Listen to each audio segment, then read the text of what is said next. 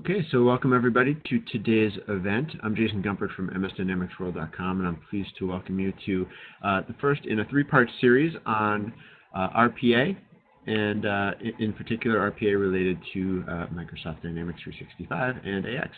Our presenters today are Peter Jekyll and Will Stagel. As we get started, please do know that we do welcome your questions and hope for sort of an interactive event today.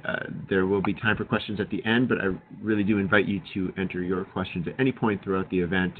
We may take some time during the session as well. Please also be on the lookout for some poll questions to keep things a little bit interactive. So without any further delay, I think we're ready to begin. I'm going to hand things off to Will to start us off. Okay, excellent. Yeah, thanks for kicking things off here for us, Jason. And as Jason mentioned, this is the first in a three-part webinar series focused on robotic process automation. And today's first session is going to focus specifically on the use case of automating accounts payable. I'm glad to be part of this series in partnership with Turn On Dynamics and Peter Jekyll. And Peter is going to lead a lot of the presentation today. He's a long-standing member of the Dynamics community focused on and helping out companies with implementing and getting the most out of Microsoft Dynamics AX. And our hope today is to take what otherwise could be a very esoteric, abstract topic like robotic process automation, which by the way has now been turned into IPA or intelligent process automation, and go from that being something that's kind of abstract, that sounds kind of interesting and cool and promising, but turn into something that's concrete and practical.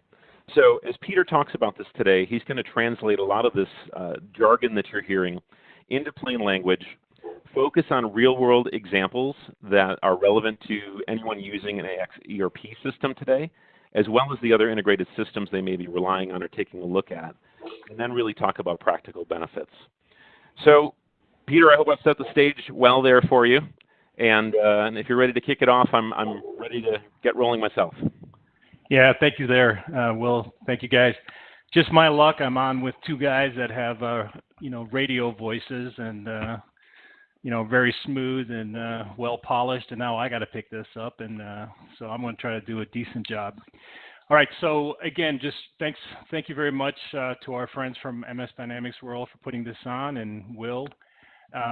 This is the part of the presentation where we normally have 99 slides based on my personal accomplishments and how great a business we have and all that good stuff. What we want to do is we want to get right into the content of the presentation. We'll provide all the detailed information, background on the presenters and on the companies after this presentation. Right now we just we want to focus on the fact that since we're doing this webinar, we're probably the smartest guys in this industry, and we're the best companies. The thing I believe that is key is that we've got 50 years of combined subject matter expertise on the call, and hopefully, that'll account for something. So let's talk about our agenda here. First thing, what is this RPA, IPA? I've seen a lot of this, under discussion recently. And I've been in the industry for 30 years. I've worked with Microsoft and the Dynamics line since before it was part of Microsoft. So to say that, I've been in this industry for a long time is an understatement. Now, these concepts here are fairly new to me. And when I saw them, I got kind of excited and dug into them. And, one of the things I want to do today is kind of take you through what this is, how can we use it effectively, and what are some of the great things we're seeing in the future.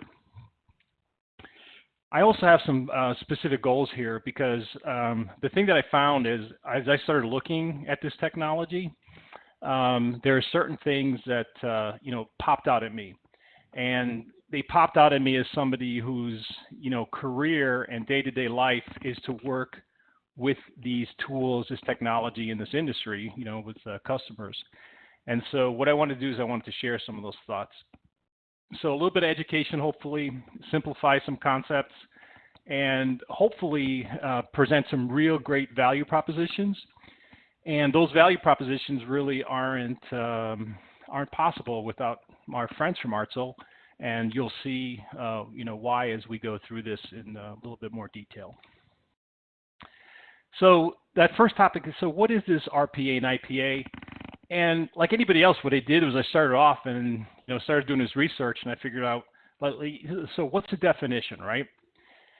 And so there's a couple of slides here where I completely do what I try not to do on the PowerPoint, which is give you a bunch of stuff to read, right?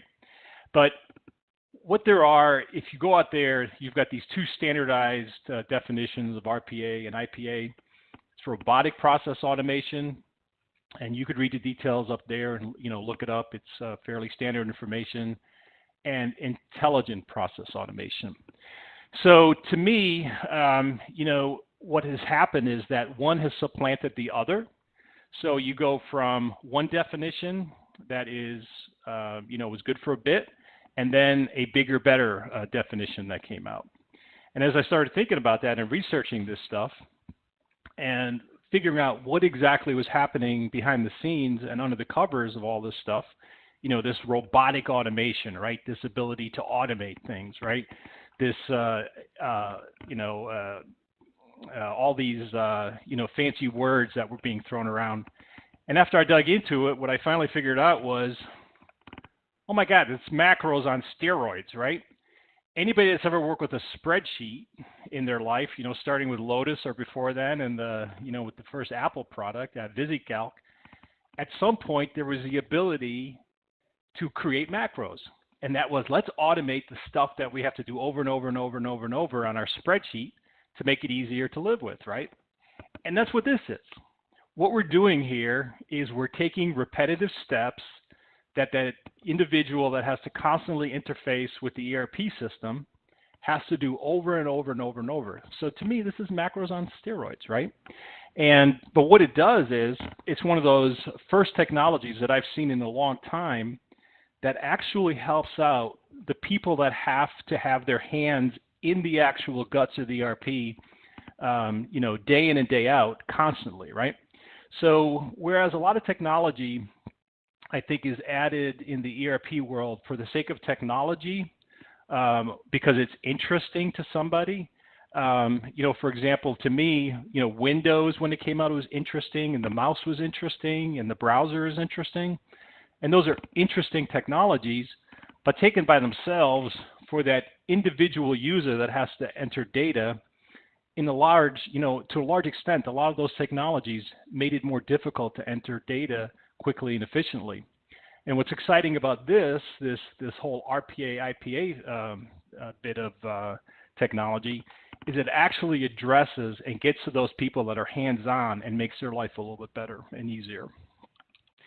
Yeah, Peter, I was going to just chime in there for a minute. Yeah, I think please do. That make the steroids part of RPA, right, is the fact that now you can create these little automated sequences, these bots that automate a certain component of a process in a way that's flexible, right? So, a lot of the jargon terms you see thrown out there, like machine learning and things like that, speak to the idea that if a process changes, if one of the components in that process changes, those bots or those components then are able to adapt, right? And they can learn from interactions with a human operator who can give them instructions. And so it means that a lot of times you don't have to do custom coding. There's more configuration involved and more power in the hands of the end user than a dependence on IT every time you need something to change or every time something breaks, right? Right. So that got me to thinking, in my world, in the ERP world, where have I seen this before, right?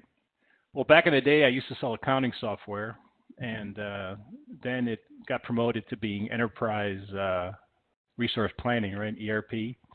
And along with that, it went from $595 a module back in the day, now to the systems that are $190 per user per month forever, right? And so what's changed dramatically is the dollar signs, right? So to me, it's always, do a little bit of the math, all that money, and what do we really have here, right? Do we have some marketing terminology, right, that's driving some of this? So when you drill back down into it, right, forget about the jargon. And to me, what this all means for, the practical person on a hands-on, non-marketing, non-buzzword standpoint is that ignore the things that talk about robots, artificial intelligence, cognitive automation, machine learning, right? all of those things are great buzzwords, marketing terms that they're using to excite people about this type of technology. But what I want to do today, and what I want you to think about doing from a standpoint of, taking great advantage of this in your own business, especially with the accounts payables that we're going to start with, is think about processes, think about learning, think about automating, and think about repeating processes quickly and efficiently. So how do we take some advantage of RPA in 90 days, right? And the first thing that always,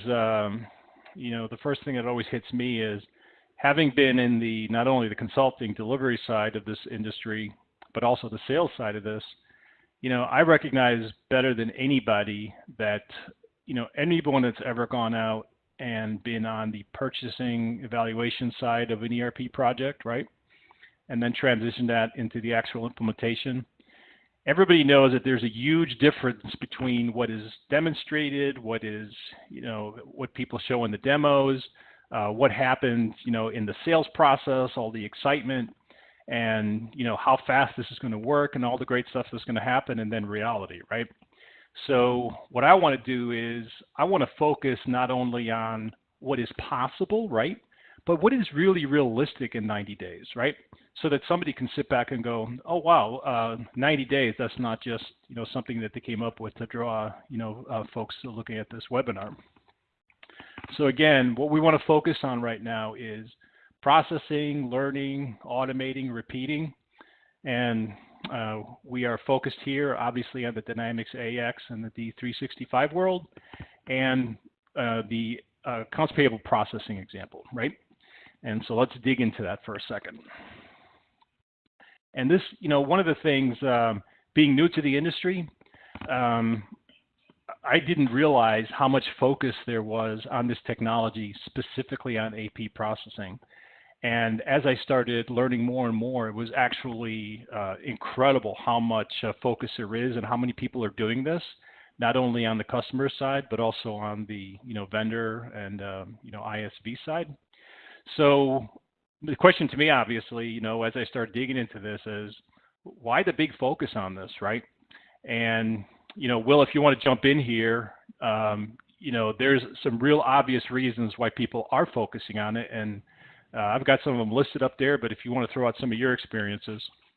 Sure, absolutely. I mean, I think if anything, accounts payable and vendor invoice processing is something that's well understood and well defined, and it doesn't vary too much if you go from one industry to another, or one company to another as well. So it's a process that's been around for a while. It's one of those classic stopwatch type of processes, meaning people have looked at the time it takes for each step in the process, what it's costing on a per invoice basis. So there's all kinds of independent organizations that have done a good job of quantifying that. And then they've done a really good job too of quantifying what are the benefits if you automate all the really painful parts of the process today that are extremely manual. And that includes handling the documents and papers that are part of the process, getting the approvals and the GL coding done as part of the process as well. And then again, the data entry that's usually involved in getting all that information into the ERP system at the end of the process. So if anything, it's one of those things where you don't have to start from scratch and spend too much brain power trying to map out and define how you do this today. There's lots of industry knowledge and understanding around it. And there's a really strong precedent for making the business case for why the automation piece of it alone can pay for the investment itself, above and beyond the benefits that you get from having faster access to data and more visibility to your business KPIs. So it's one of those quick wins that if you do this right, you now have a platform in place that you can step back and look at the more complicated processes that are also painful in your organization and look at additional wins beyond AP. Yeah, thank you, sir.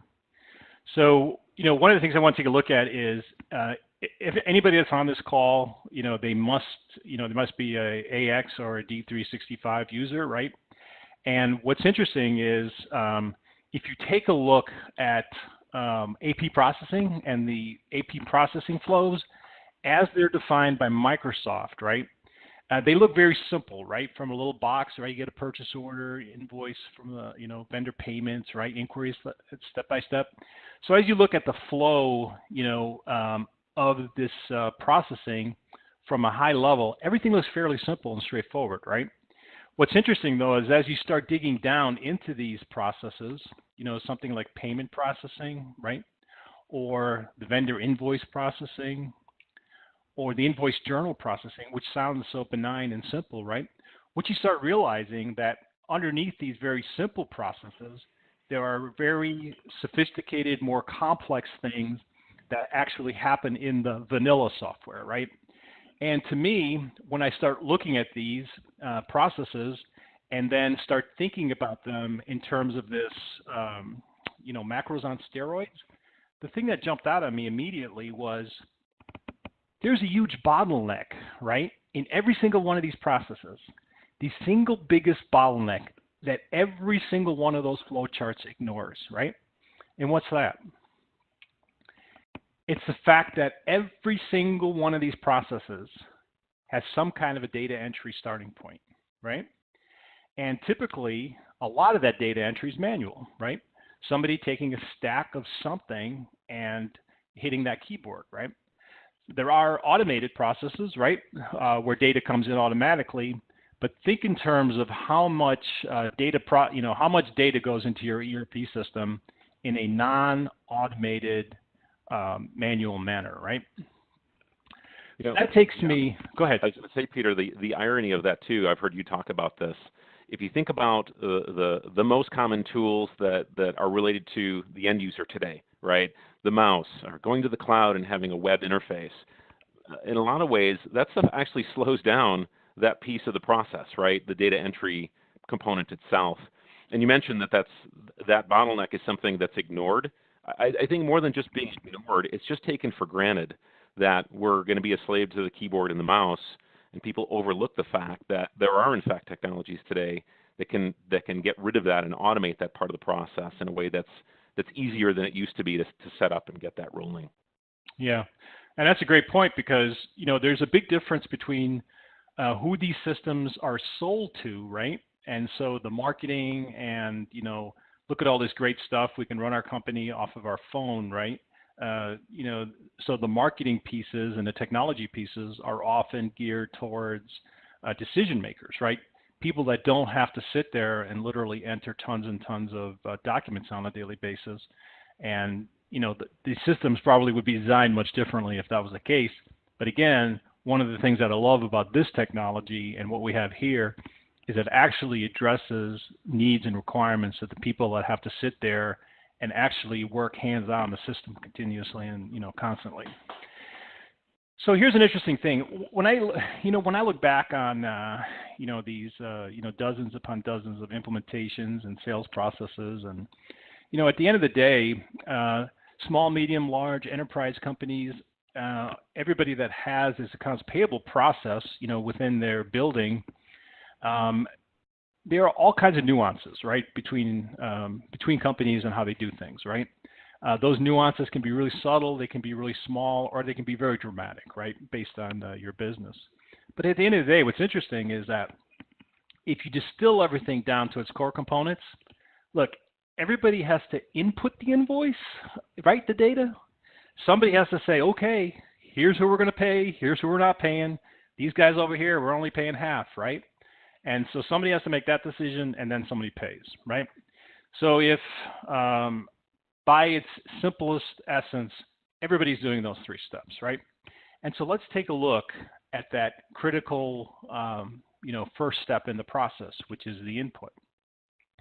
And what's interesting there is you've got an option of inputting invoices either automatically, right? Some kind of electronic magic, right? Or manually typing it using your keyboard. And one of the examples of inputting things automatically that's kind of interesting is EDI, electronic data interchange, that a lot of people are familiar with, has been around forever, right? And it actually, at one point, the private EDI networks were much, much, much larger than the World Wide Web, and the amount of transactions monetarily that flowed through those EDI networks were much larger, than all the dollars flowing through the World Wide Web. So this technology has been around for a long time, and basically what it was intended to do was, instead of you getting some type of a document, you electronically get an invoice, right?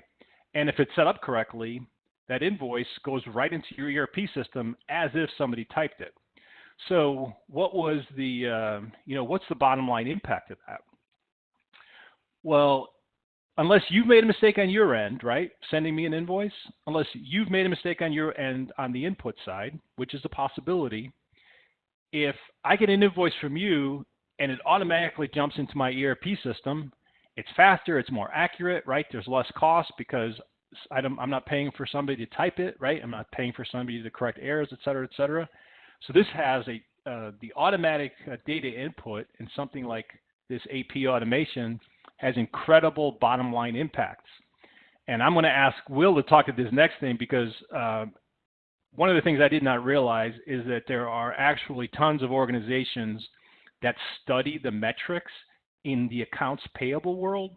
And one of the things that literally blew my mind was, and I'll talk about this in more detail, but from everything that I've seen using really, really conservative estimates, if I get an EDI invoice, electronic, that automatically jumps into my system without anybody having to, type, it's about $10 an invoice, industry average.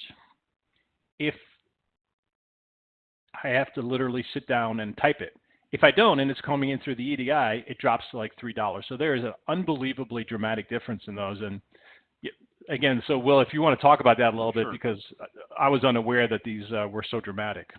Yeah, and you'll see variations in the numbers there, but they're really consistent in terms of the orders of magnitude, in terms of dropping the cost of invoice processing. And that doesn't just apply to EDI. It applies to any kind of straight-through process you have, where what you're eliminating are those big bottlenecks like document handling, sorting through those documents and get everything digitized, or dealing with multiple channels of input, meaning you've got some invoices coming in the mail, you've got some via email, you still have people sending faxes, as well as the EDI channel. And technologies like we're talking about here today with regard to RPA and accounts payable, one of the challenges they overcome is taking and gathering all that information from all those channels for you, because that's already creating inefficiencies before anyone's really done any work. And then from there, everything that flows from that. The big challenge you've got today is that you've got both structured data and you've got unstructured data. The unstructured data is the stuff that doesn't neatly fit into a field in your ERP system today. So it's details that's in the body of that email. It's details that's in that invoice document, right? So EDI is trying to overcome that by giving you everything structured from the get-go and passing it through to you. But the challenge is you can't get everybody to sign up for that, right? So that's why RPA can basically do what humans haven't been willing to do, which is giving you everything ultimately on your end in that structured format.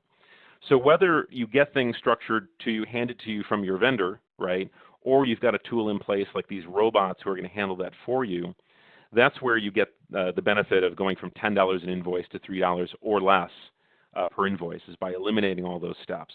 And like I said, there are multiple organizations out there that either focus on accounts payable or focus on process automation, where it's very easy for you to build a business case and establish some metrics for return on investment that have great precedence to them. Very good. So if we're getting $10 versus $3 cost for every single invoice we get in an organization, and it's not unusual for organizations to have, thousands of invoices on a monthly basis, you start looking at efficiency, not only productivity and efficiency and, data accuracy, but actual hits to the bottom line. Some of these implementations, the payback is incredible, right? So not only do you get that great, productivity boost for the people that have to, do this input stuff, but from the bottom line impact, it's incredible, right? And so why not automate all this data, right? And so if an invoice comes in an email, right, in the body of an email, if it comes in as a PDF attachment, if it comes in as a spreadsheet, right?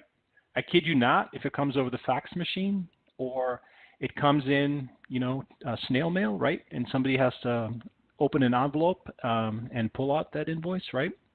And this is going to sound funny because we use EDI as the electronic example, but there are literally EDI systems where the EDI system is a fancy fax machine, and people get the EDI invoice or order, and they literally print off a document. They give it to a individual that then has to type it in. So it's kind of ironic that even some the more advanced technologies are still used in a kind of a very slow methodology. Now we're going to get really technical now on how we automate all this stuff. So you're going to want to think about this in-depth high technology verbiage that's about to come up. So why not automate all this stuff with the Artzel Magic Box? Okay, this is the only way that I could describe this piece of software from my friends at Artzel. Right, it's a magic box as far as I'm concerned. And if we take a look, inside that magic box, it's all 100% about data. So think about that. We have this fantastic technology that Artzel has, piece of software, and it's all about the data.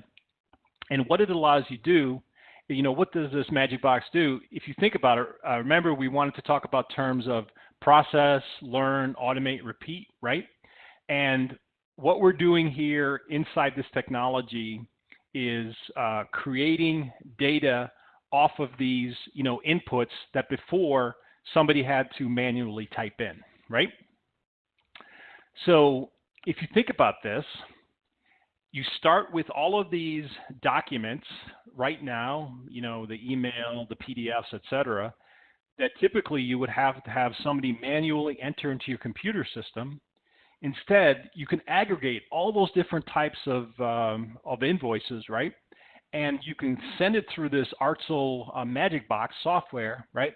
And it creates the data, okay? Now, what's great about once you've created the data is that that data can then be verified by your ERP system, just as if somebody was typing it, right? Only faster, better, cheaper, right? And then it can be loaded into your ERP system. The data can be put through a workflow so that it can be routed and approved, right? We can create we can take those original documents that created the data and we can attach them to the transactions, right? So what you have here is the ability to take documents, translate them into data, and then do all the kinds of cool things that you're typically used to do in your ERP system. Yeah, I wanted to chime in there real quick just before the Artzel branding police get after me. But there is no magic in the solution, and that is not a brand name. So what Peter's really trying to do here is abstract all this out from being specific to a product per se and really focus on the capabilities here.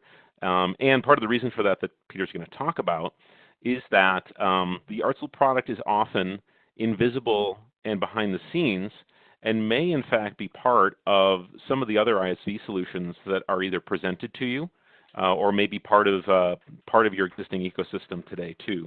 So we're going to talk about that a little bit more. But the idea here is Peter's trying to present this really as a way that's neutral to you to understand the capabilities more than a specific product name. I patented or copyrighted Artzel Magic Box. I just didn't tell you about that. I think you're going to need a better logo than that, dude. All right, very good. So here's the real interesting thing that I found out. For example, I was in Phoenix, at the user group, deal here a couple weeks ago, and walking around the floor and seeing literally, I think, half a dozen vendors. ISVs that have created these accounts payable solutions, right? And they do different things, right? They handle the accounts payable automation in their own unique, specific way. What surprised me is that how many of these folks use this Artzel technology as a starting point, right? So they're all working with data and they're all creating this solution for automating this accounts payable requirement, but they're all doing it with the same starting point for that same, piece of technology, that magic box, that creates the data, which is that critical starting point. And that's one of those things that I didn't realize and found absolutely fantastic and amazing, right? Yeah, Peter and I were both out at the UG Summit in Phoenix, and I had the same experience he did, and I can give you a concrete example as well. So there was another AP automation vendor out there focusing on integration with Dynamics AX. And I'll be honest, I went up and spoke to them to try to find out what were they using behind the scenes for the data capture, for the piece we're talking about here. What I found out was they were partnered with a shared service organization that's actually using the Artsel product behind the scenes. So 2 layers deep behind what they're presenting is this magic box that Peter is talking about. But also interesting, if you looked at their booth, if you looked at their brochures, if you looked at their videos, the focus was on that approver holding up their cell phone, showing how easy it was for them to approve or reject an invoice and enter in the GL codes. It wasn't on that painful piece that people kind of ignore or assume more than anything. And we saw that time and again, whether those were enterprise content management solutions that were promoting AP automation, whether it was somebody who was promising to outsource the whole component for you. A lot of times, even a surprise to me, somebody who's a representative of our company, our product was behind the scenes helping to facilitate the resolving those bottlenecks. Yeah. So I want to get back to this slide that I started this AP discussion on. So what's actually reasonable in 90 days, right? You know, again, relating this to the initial purchase selection of an ERP system with all these wild promises of, you know, all how great this is all going to be and how easy and fast it's going to work. If you take a look and pop back up to this slide here, it is very, very reasonable. And let's just take the accounts payable example. And imagine for a second that you have, you know, just dozens and tons and hundreds and perhaps thousands of these invoices coming in that a group of individuals has to, you know, type into the system. It is very, very reasonable that within 90 days, this software, right, is taking all of those and automatically creating data, letting the ERP system verify it, and having it sit in your ERP system. Very, very reasonable. Plenty of use cases that is a very straightforward thing to do in 90 days. And if you think about, you know, not only in that area, but in other, you know, parts of your ERP system where entering data is this huge bottleneck, and being able to, you know, accomplish something of this magnitude in 90 days, I think that's a real significant win, especially if you tie back how fast you can get this up and running and potential savings that you have. And then obviously what you can do is you can tie in all that other functionality that all these different ISV products with their own flavor to the industry, you know, have added on and can add value to your business. Yeah, I would chime in and just say that that 90-day number isn't something that's abstract. It's based on real-life implementations that we've achieved with AX customers and customers more broadly too. We'll probably get into this a little bit further later, but 180 days is not uncommon for someone to come back to say, we already recapped this investment. So you do the math on the cost per invoice, you look at the volume of invoices, it's pretty easy for them to come back within half a year to say, yeah, we've already recapped our costs here and we're realizing benefits. Yeah. So one of the first things I thought about, a great value proposition in, you know, coordination with our, you know, my friends from Artsel here, is if they're the starting point for all these different technologies, right? And that is what creates the data. If everybody's using that same tool and then starting from that tool takes that data and creates their own applications around it, that's a great opportunity for us, because if you think about, if every one of those ISV solutions has a, you know, different twist on the technology that they use to deliver the solution to you, the functionality that they present, and how they cost things, we're in an ideal situation to work with all of those folks and find the perfect fit for your organization. So to us, that is a fantastic value proposition. And so if anybody on the call is in that, you know, similar to the, you know, selecting a new ERP system, if they currently have a system they don't like, or it has holes in it that they're, you know, that they're having troubles with, or they're in the process where they're reviewing, you know, 2, 3, 4, 5 of these, and they're getting all these different stories, we're in an excellent position behind the scenes to be able to give you, you know, from a feature, function, cost, technology standpoint, give you the scoop on here's what you guys need, and in our experience, here's the guys that are going to do this best cost, best technology, et cetera. So to us, that's a great value add. And anybody that wants to take advantage of that capability from our standpoint, just raise your hand, and we'll help you out on that. And yes, it could be considered a consulting engagement, but I want to put this up here for people to get a momentary break while we throw up that poll. So the poll question is, would you be interested in insights about solutions to best fit your needs for AP automation?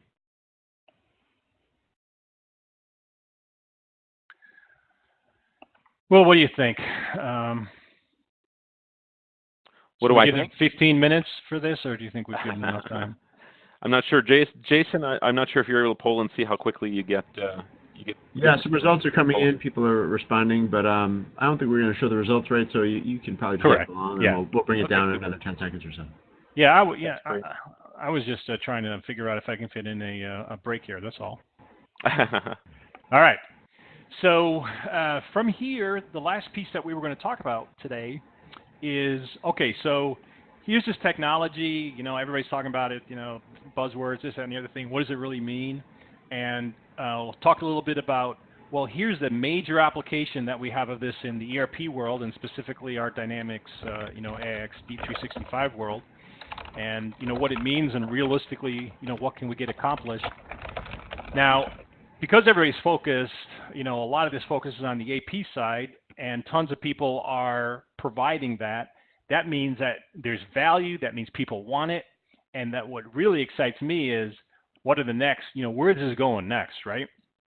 And so the thing that I wanted to focus on is not, when is, when, I'm not looking for the Jetsons moment, right? I'm looking at what's in the near future, right? What is actually in the shop that we can deliver on tomorrow, right? As opposed to just on the drawing board. And what I mean by being able to deliver tomorrow is that these are technology components, right?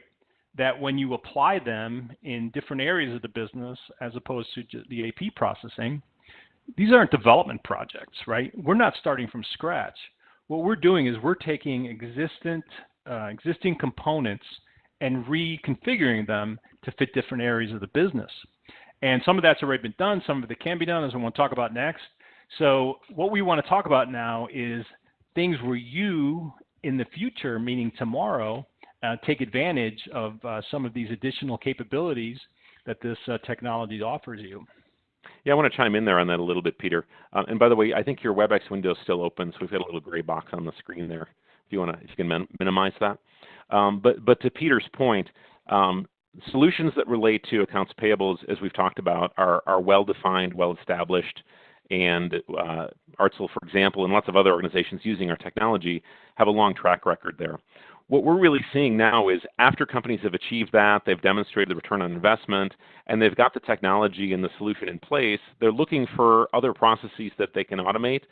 And Peter's going to talk about this. The next one that often comes up is sales order automation. So from our perspective, we've both worked with our ISV partners and we've worked directly with clients to automate things like sales order processing. But oftentimes what that means is we've addressed the specific needs of a handful or a dozen organizations, and we're trying to get to the point to achieve what we did with the AP side, which is something that out of the box achieves, has all the components and all the pre-configured pieces for a very broad range of companies, so you minimize the implementation time and the level of customization that's needed. So when we talk about things that aren't on the drawing board, we mean things that are actively being used today by customers, but there's an additional level of pre-packaging and pre-configuration that we want to achieve with input from clients and prospects like people on the call here today. Yeah, fine-tuning, not build from scratch. Yeah. Yeah. So to me, two huge exciting areas, right? And if you take a look at ERP, right, and all the different pieces in an ERP world, right, all the different functionality, all the different components of an ERP system, the one that jumps out as the area where most folks are going next is the sales order automation, and that made a lot of sense to me because when I start thinking about this, not only as somebody that works with a lot of business owners and management teams, it's really, really great that you can pay people faster, but that means money's going out the door faster, right? And I understand all the benefits associated with it, so I say that a little bit halfway jokingly, but if you think about the similar issue and look at the flip side of that coin of companies that get orders in all different kinds of formats, and sometimes those orders have multiple line items, and sometimes it's just a huge volume of orders, right? Now, what happens if you can get those orders into the system faster, right? Instead of having a team of, order entry folks, customer service representatives that are putting those in there, what are those major benefits of automating the, sales order, functionality?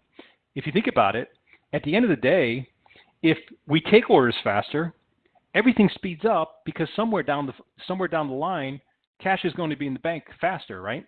So this is a flip side where cash is going out faster. Here we're going to be able to get it in, get it into our bank faster. The next piece to me, right, is the supply chain visibility. If we take orders and those orders have to trigger corresponding purchase orders, if those have to trigger corresponding manufacturing orders or combinations of those two, being able to get that what has been ordered, right, from customers into a system faster increases that visibility along the supply chain and makes everything smoother, right, and allow you to deliver value, allow you to deliver orders faster. And, I'm in the world right now where, I've got that Amazon account, and if I order something that I can't get this afternoon, I'm angry, right? And so everybody today is more impatient. So anything where you can fulfill customers' orders faster, not only do you get the cash in the bank and these other benefits, but obviously, everybody lives in a world where things need to be done faster, right? So here's my question. Can you add value to our sales order automation functionality? This is a product that is out working with customers, but it doesn't have the length of time or the install base. And so recognizing that there are lots of different nuances to that sales order automation process is what we're looking for. We're looking for some organizations that have some unique, whether it be volume or process related or technology related, with integrations to some legacy systems. What we're looking for is companies where we can do a specially priced implementation, because we recognize that on the sales order automation side, you're going to get tremendous benefit from it. But oh, by the way, you can add value by adding some additional thoughts that haven't been completely, added to the solution as it stands now. Will, you want to chime in on that a little bit? Yeah, actually, I'm going to go back to some of the points you made earlier, just as it related to cash flow and visibility. You talked about an analysis as well.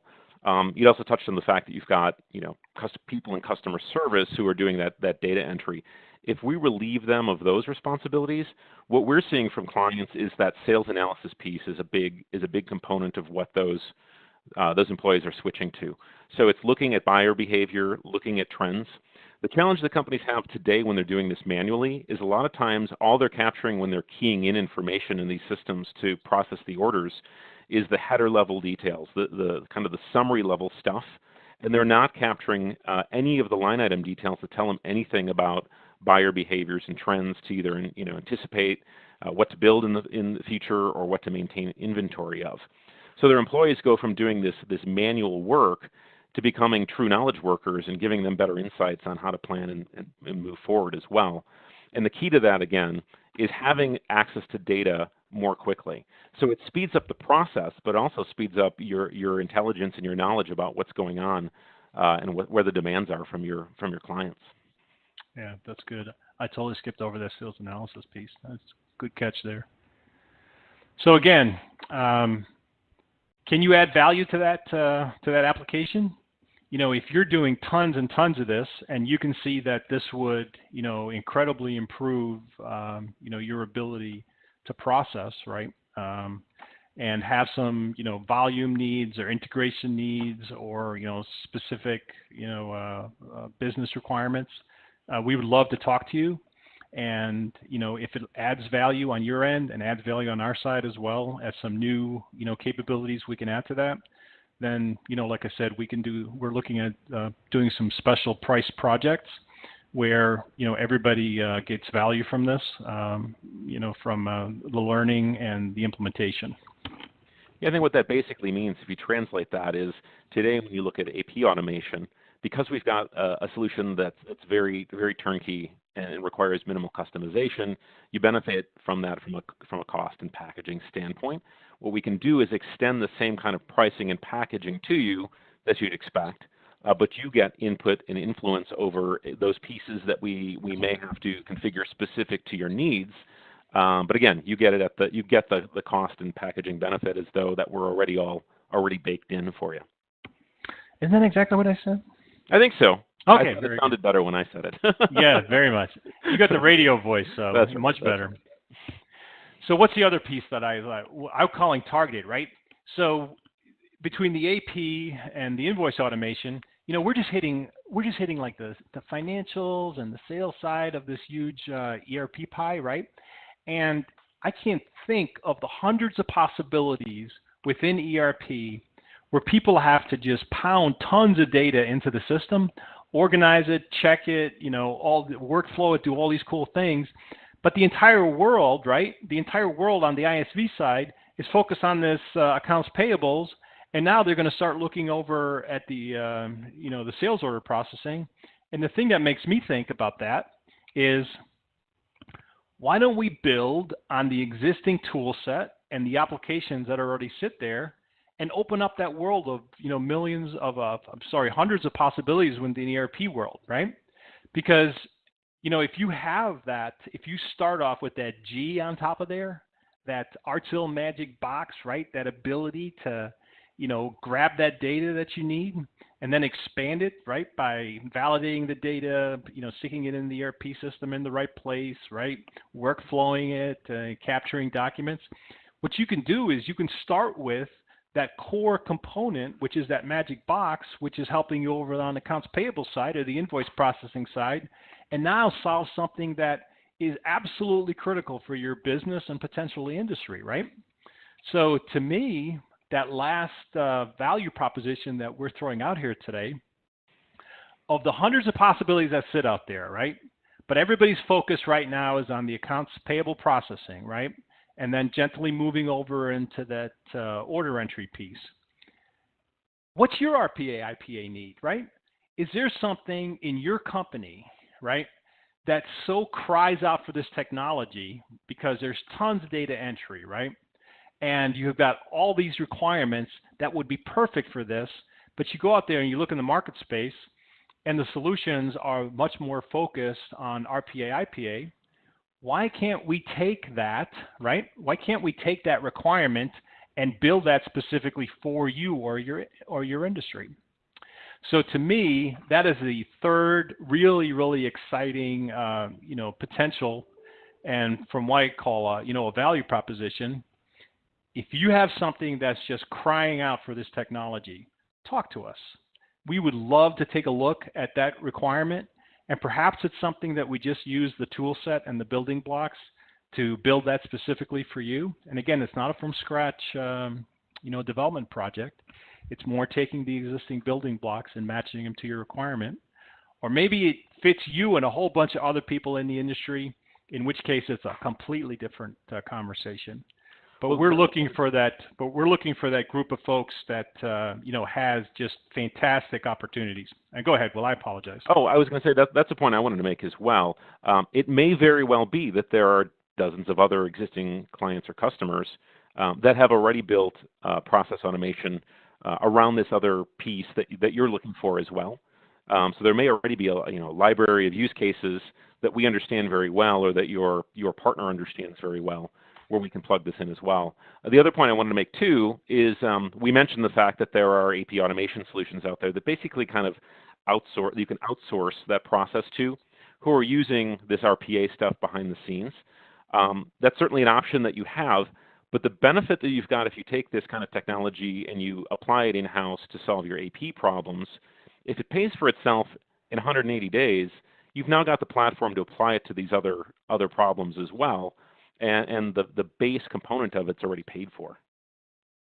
Yeah, that's pretty, and to me, that's really fascinating because you get this tool that it's like the gift that keeps on giving, right?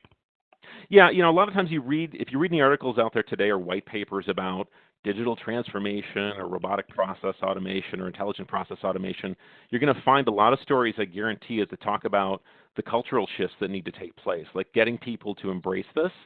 The great thing about starting with accounts payable is you get that quick win. You establish the business case, you deliver on it quickly, and now that everyone's bought in, that's where you can get other people to think about adopting it for all these other areas where you've got pains related to data and documents. Yeah. So quick recap, bottom line to me, this RPA, IPA technology, get away, jump through the buzzwords, get rid of the marketing hype. Very, very useful technology. And to me, really the first useful technology that I've seen in the ERP world in a long time, because instead of trying to do something, to sell this to the decision makers, this actually is useful and has great, productivity and dollar paybacks for the company, but also makes the life easier for the person that has to do all of the input.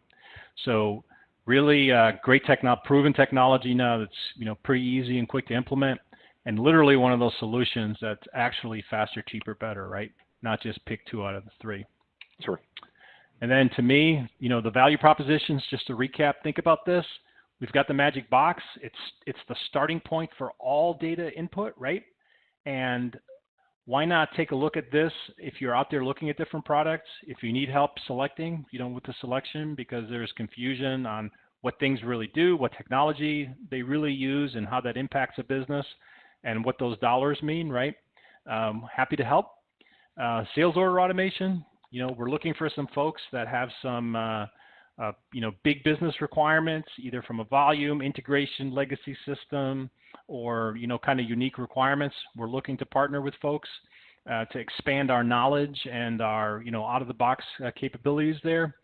And then if you've got that, no-brainer, oh my gosh, our life would be so much better, if we were able to address this requirement within our ERP system. Love to hear about that and work with you on it. With all that said, I'm going to turn this over for a couple of minutes to Will, and I'm not going to rudely interrupt him like he constantly did with me, to let him take you through a couple of very specific examples in the Dynamics and AP processing world. Okay, great. And you good, Will? You're welcome to politely interject if you wish. No. And if you don't mind going to the next slide here, I want to talk about just a couple of real-life case studies that show you that this is all tangible, real stuff that's solving business problems for real companies, including some you might have heard of.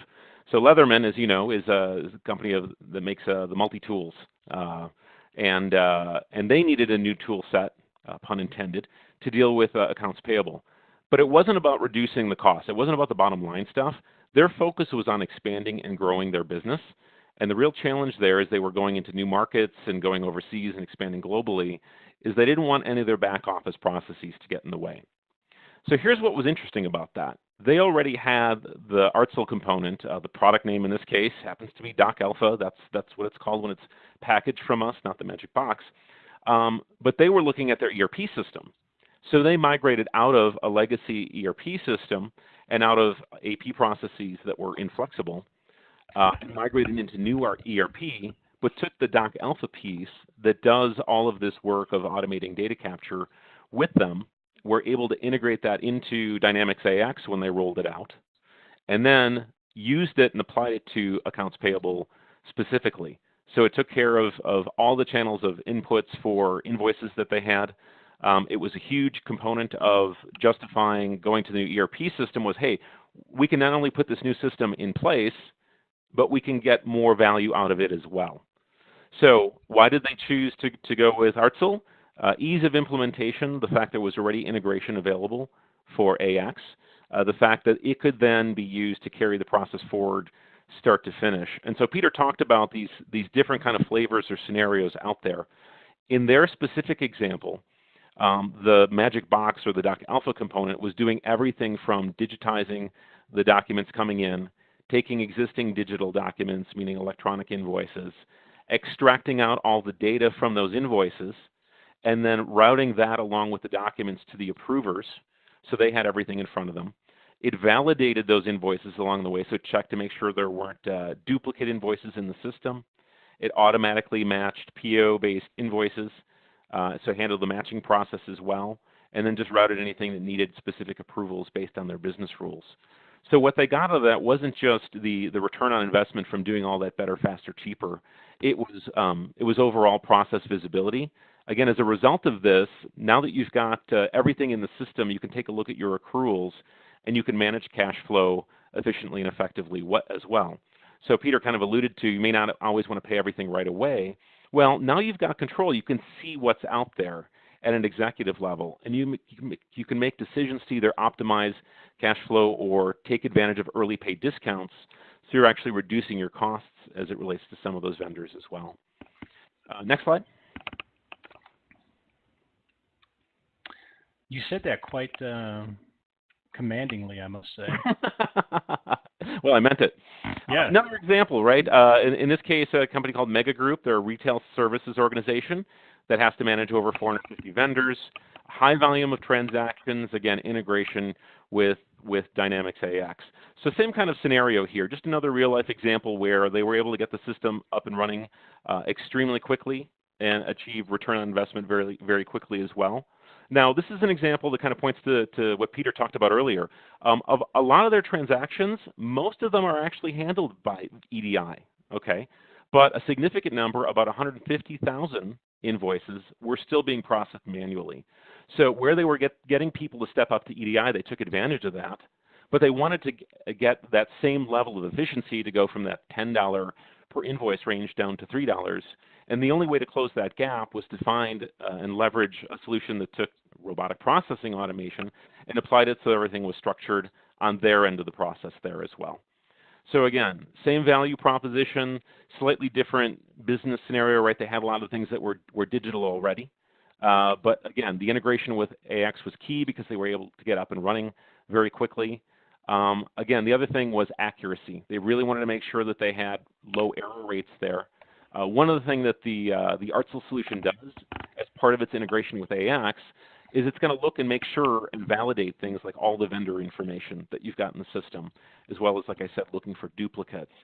And then there's also algorithms in it that ensure that everything makes sense and is up to snuff on the invoice itself, meaning it looks at the subtotals and adds up those subtotals to make sure they match the totals on the invoice as well. So one thing about EDI, you can say, well, EDI is foolproof, right? You're getting the information sent to you digitally, so you're not risking data entry errors on your end. Well, you also need to make sure that the data entry was handled correctly on the vendor's end before it was sent to you. And so these tools and technologies do the math, do the validation against your system and records as well. And as you can see here, the Director of Operations at Mega Group said, with Invoice Action, that's our packaged AP automation solution, we get 3 to 4 times the data much faster, right?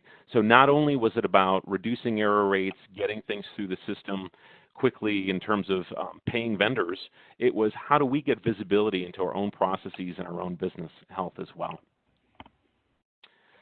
With that, Peter, thanks for not rudely interrupting. Yes, exactly. I think it's time to turn it back over to you and to our remaining audience. Yes. Did we get any questions that popped up during the presentation?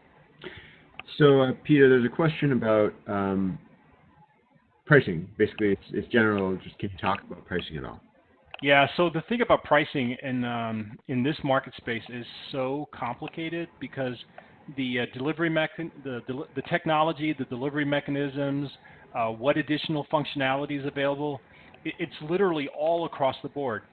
The thing that where I talk to people about pricing on this is what's really critical is take a look at the vendors that best fit the requirements that you have, and then conflate that price over time, right, with those savings that you can have in the per invoice cost, for example. And so to me, the pricing in this is more of a function of how do we compare, the pricing model with those actual savings that we can realize, and whatever those are, and so it's a really complex question, because almost everybody has a different pricing model, different different components, and so it gets really tricky. And actually, pricing is one of those reasons why having somebody that understands the varying technologies and the various approaches people take, that initial value proposition that we talked about of being able to sort that stuff out is I think is one of the things that we can really add value to somebody that's looking for this stuff. So I guess the short answer is it's complicated because it depends. But the other answer is if you go back to look at the cost per invoice, that's what we're trying to drive towards, is getting from that $10 to $3 or below. And as part of taking a look at your volume and your flow of invoices, we can come up with a package or a solution that takes advantage of what you've got today, the other pieces you need to get you to that number. Is that what you also said? Is that basically what you said, Peter? Yeah, no, it's not a great answer, but it's so far all over the board that it's really until you can specifically say, hey, how big are you? How many invoices do you do? What are you trying to get accomplished? It's a real complex discussion. Mm-hmm. But you can help make it simple, right? Yes, sir. All right. One last question, if that's okay, and I'll make a final call here, so if anyone was holding on to any more, please do enter them now. But someone wants to know, how does the system identify errors and exceptions, and how does it know what to do with them? Yeah, great question.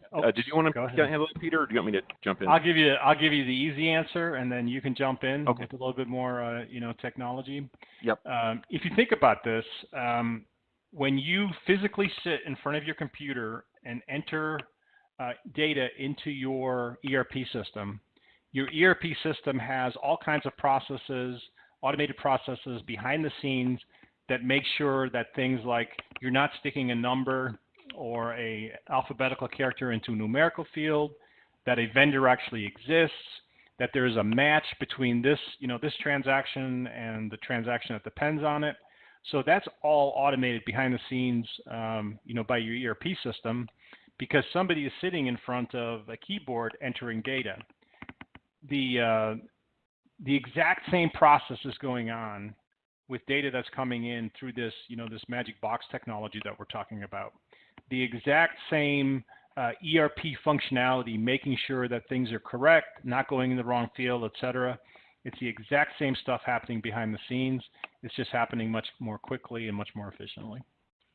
Yeah, so it's doing two things. One, as Peter kind of described it at a high level, it's querying your ERP system database, and it's looking at the vendor record.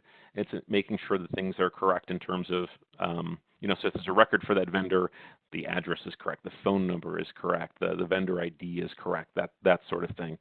It can also do things like provide lookups to your GL codes and then make those accessible to your approvers when they're doing coding. So they're just clicking a button, assuming you don't have defaults in place, right, where it could even default those GL codes for you based on your business rules.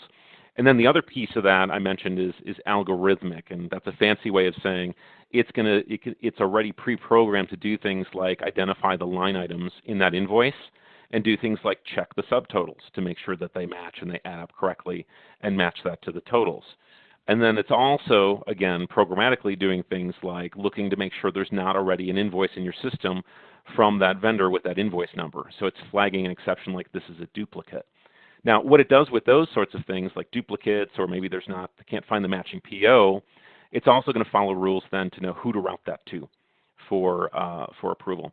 It does the same thing, by the way, if for some reason you've got an invoice that's smudged, Peter spilled his coffee on it and then sent it to you, and it can't read or define something, or it doesn't actually know where to find things like the invoice number.